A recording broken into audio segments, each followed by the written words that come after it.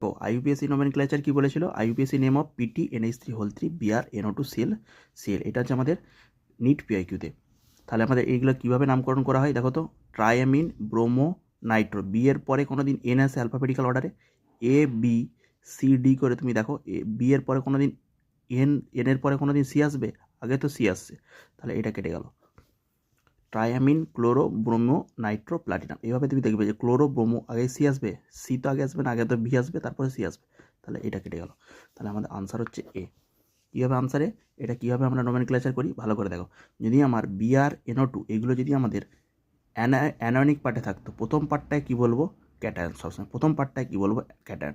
আর এইটায় কী বলবো? অ্যানায়ন। প্রথমটাকে বলবো cation, পরেরটাকে anion, প্রথমটাকে বলবো ক্যাটায়ন, পরেরটা অ্যানায়ন। যদি এইগুলো যদি আমাদের অ্যানায়নিক সাইডে থাকতো তাহলে ক্লোরিডো আইডিও কথাটা যুক্ত হতো, ক্লোরিডো ব্রোমিডো আয়োডিডো। কিন্তু এগুলো কোথায় আছে? আমাদের ক্যাটায়নিক সাইডে আছে, অ্যানায়নিক সাইডে নেই। তাহলে নামকরণ হবে ট্রাইঅ্যামিন। NH3কে কী বলি? অ্যামিন। বিআরকে কী বলি? ব্রোমো। তারপরে সিএল যেহেতু আছে ক্লোরো, তারপর নাইট্রো, BCN। প্রথমে বি আসে অ্যালফাবেটিক্যাল অর্ডারে, তারপরে আসে আমাদের সি, তারপরে নাইট্রো, প্লাটিনাম। ঠিক আছে, এখানে প্লাটিনাম কত স্টেটে আছে বলো তো? 4 ক্লোরাইড। 4 ক্লোরাইড। ওভারঅল চার্জটা কত হচ্ছে? তার মানে দেখো, এই যে ক্লোরিন যদি বাইরে নেগেটিভ হয়, বাইরে ক্লোরিন নেগেটিভ, তাহলে এই কমপ্লেক্সের উপর চার্জ কত হবে? পজিটিভ। কি বললাম? ক্লোরিন এটাকে ভাঙলে কী হবে? এটা ক্যাটায়ন, মানে ওভারঅল পজিটিভ নেগেটিভ, তবে ব্যালেন্স হবে, পজিটিভ নেগেটিভে নিউট্রাল হবে। তার মানে এইটা যদি পজিটিভ হয় পুরো পার্টটা, তাহলে পিটি মানে কত দেখো তো?